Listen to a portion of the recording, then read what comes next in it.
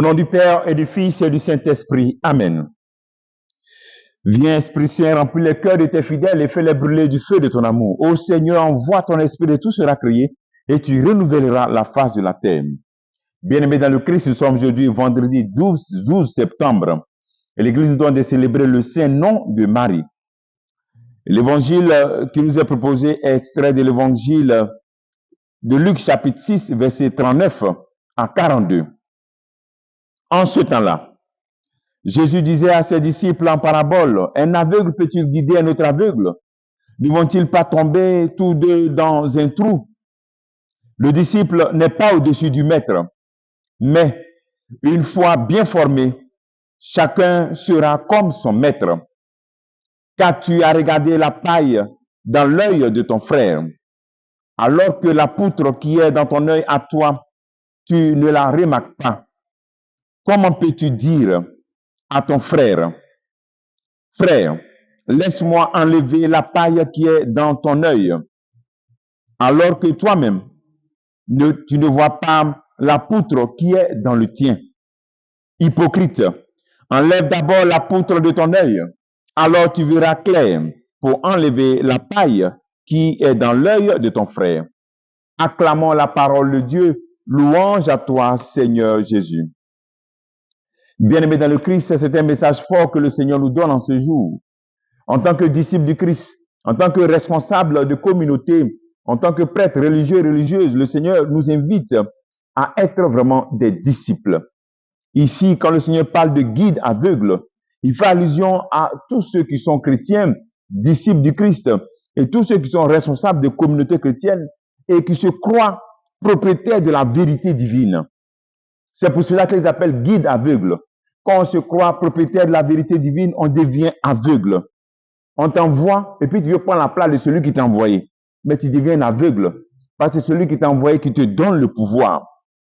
Alors dans cette réalité, dans cette attitude de guide aveugle, on pense que Dieu devient notre propriétaire.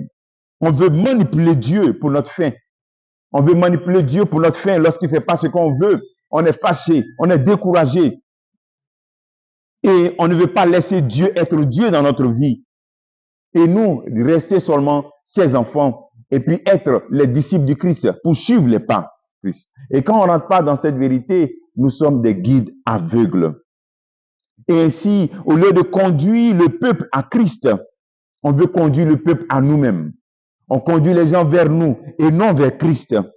On veut posséder les gens, posséder le peuple. Au lieu d'accompagner le peuple, on crée une dépendance du peuple à nous. Au lieu de créer une dépendance du peuple à Christ. Pour que tout chrétien soit dépendant de Christ. On crée des chrétiens enfants, des chrétiens qui ne grandissent jamais. Daddy, papi, une dépendance. Donc il est bon de rentrer dans cette logique de dépendre de Dieu seul. Et ne pas tomber dans le piège d'être des guides aveugles. Des guides aveugles.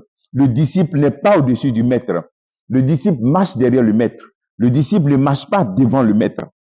Lorsque nous marchons devant le maître, nous sommes des guides aveugles.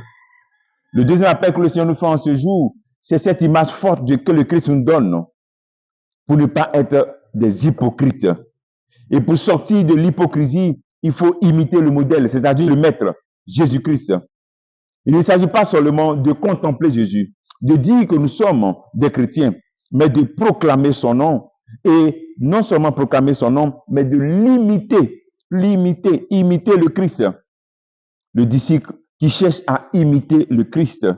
Et non seulement il imite, mais il assume le fait que, étant chrétien, il doit faire resplendir toutes les valeurs du Christ. Donc on imite et puis on assume.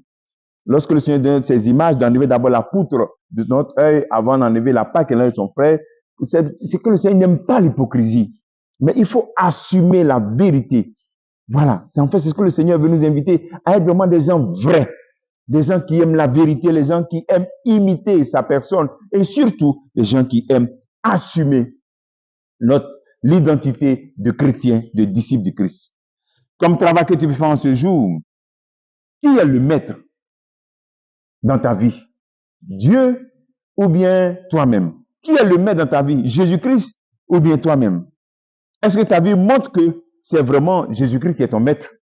Que Dieu te bénisse au nom du Père et du Fils et du Saint-Esprit. Amen.